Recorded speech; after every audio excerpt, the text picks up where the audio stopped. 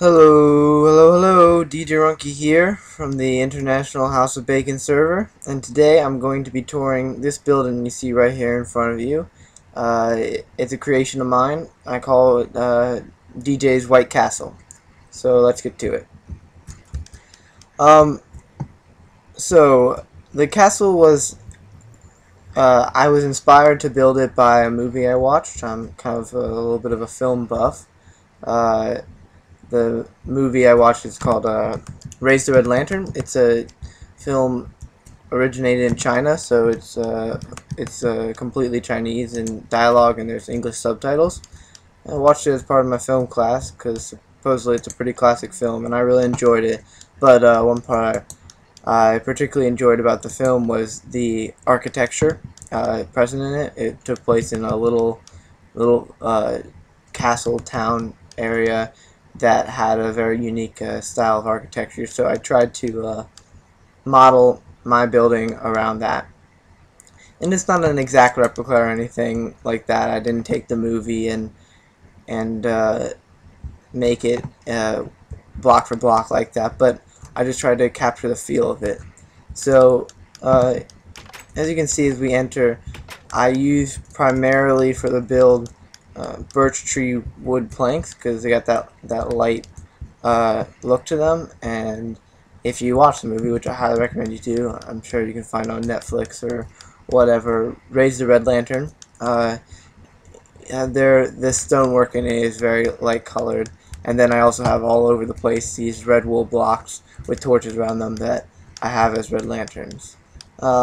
So I built a little entrance area, you can see here, just a simple pathway that leads to the main plaza of buildings, and it's got these towers surrounding it, which you can climb up by ladders. Oop.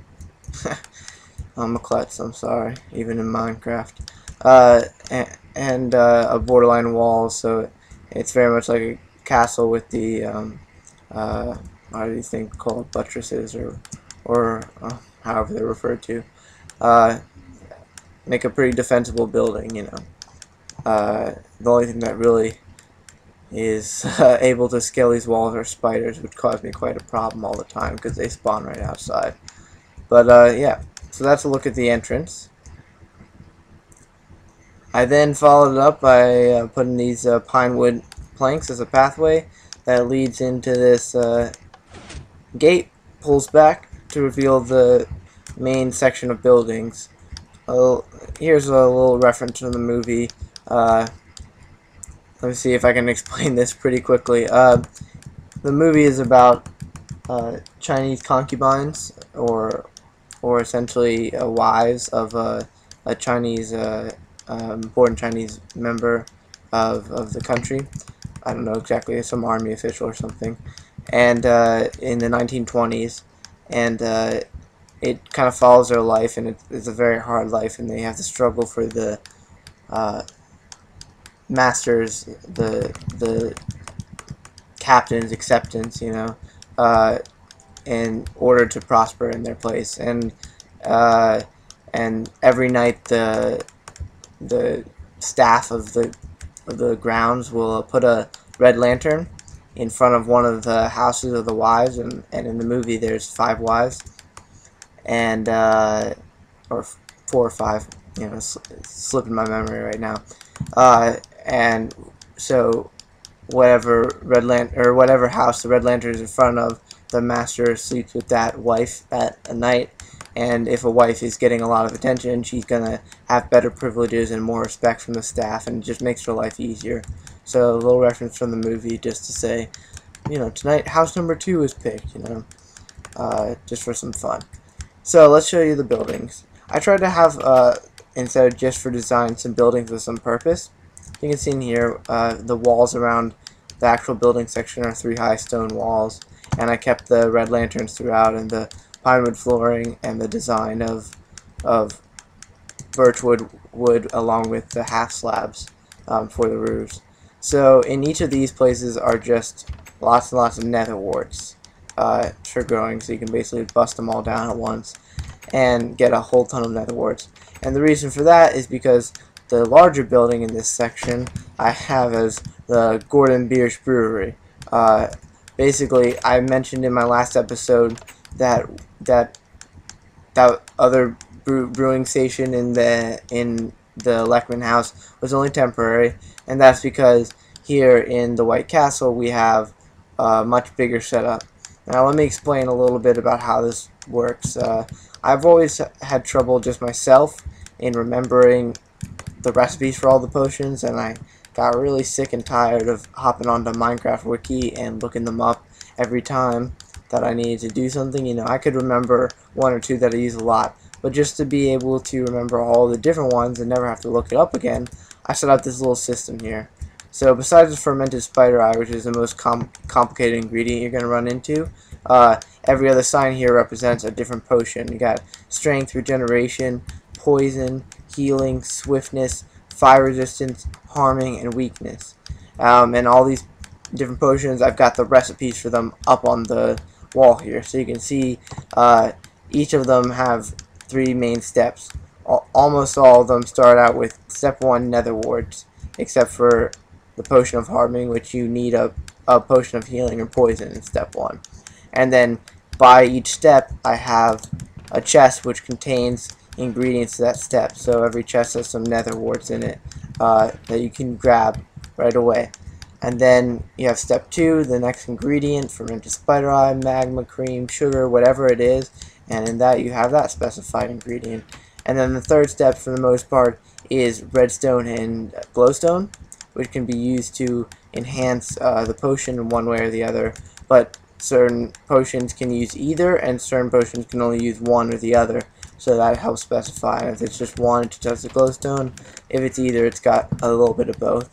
And then any extra ingredients I threw in this chest, as well as the potions that have been made I threw in this chest. And every stand I just leave with 3 of that potion having been made. So that's just a quick look at that brewing station. I just think it's really helpful because I can come in here and, you know, I use potions of healing and potions of swiftness a lot. So I have these potions down by memory, and you know they're always first to come to mind, but I don't always think of some of the other ones. Like strength is a pretty cool potion that I'd like to use more, and so with this room it really allows me to be able to see all my options and remember all of them without having to check. So I think it's a pretty cool place, and that's why the nether warts in these 2 smaller places are here, so that I always have quick access to plenty of nether warts because they're really important for brewing. Okay, now the other one, I haven't really filled out these 2 houses here. Haven't really decided their use yet. Maybe we'll see something later. I'll definitely update you guys on that if there is something. But right now they're just empty houses for show. But here in this house we have Djruhnke's ultra secret base. So I'm definitely going to do something really cool with this. I'll show you what we got right now. Right now we just have a couple beds to set my spawn point, and some chests to store some stuff, and a sign that says look the other way. And the reason I put this here is because behind it is a very secretly hidden button, and if you just whap the button, you'll see here some stairs reveal from the floor, which you can walk down into my actual secret base. Now right now it's currently under construction, so for my next episode, my promise to you all will be that I will begin construction of my ultra secret base, and I'm pretty excited about this. It's gonna look really cool.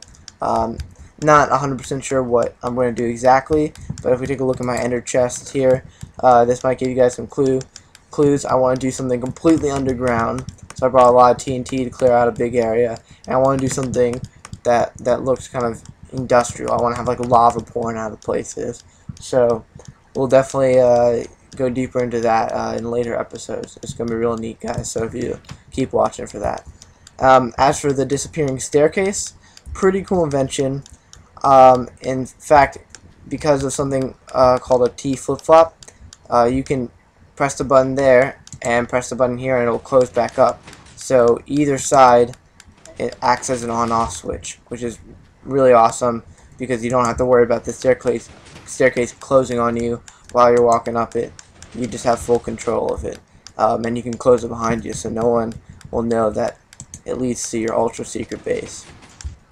As for how to build it, well, essentially I'm completely horrible at redstone. I've really never learned how to do it at all. Ender's the real expert on the server when it comes to redstone, but I thought for something as special as an ultra secret base, I ought to give it a try. So this was my first whack at doing something that has to do with redstone, and in all honesty, I used a video of another YouTuber, which I will provide a link of in the description, on how to build it, and I just went step for step and block for block in that video to learn how it's done. For me, it's completely new experience, but you know, it worked out, and I'm pretty proud of it. It took a little while, but I like the result. It's a really cool disappearing staircase, great for any ultra secret base there is, and it's just an overall neat design. So you guys should definitely check out that video, which I'll post in the description below this one. So that is in detailed tour of Djruhnke's White Castle. I hope you all enjoyed it, and I hope you guys will stick with viewing our channel so you can see my secret base come into fruition. I will build it along with you guys and show you the progress. It's going to be real cool. Thanks for watching. This is Djruhnke on the International House of Bacon server. I hope you enjoyed. See you all next time. Bye.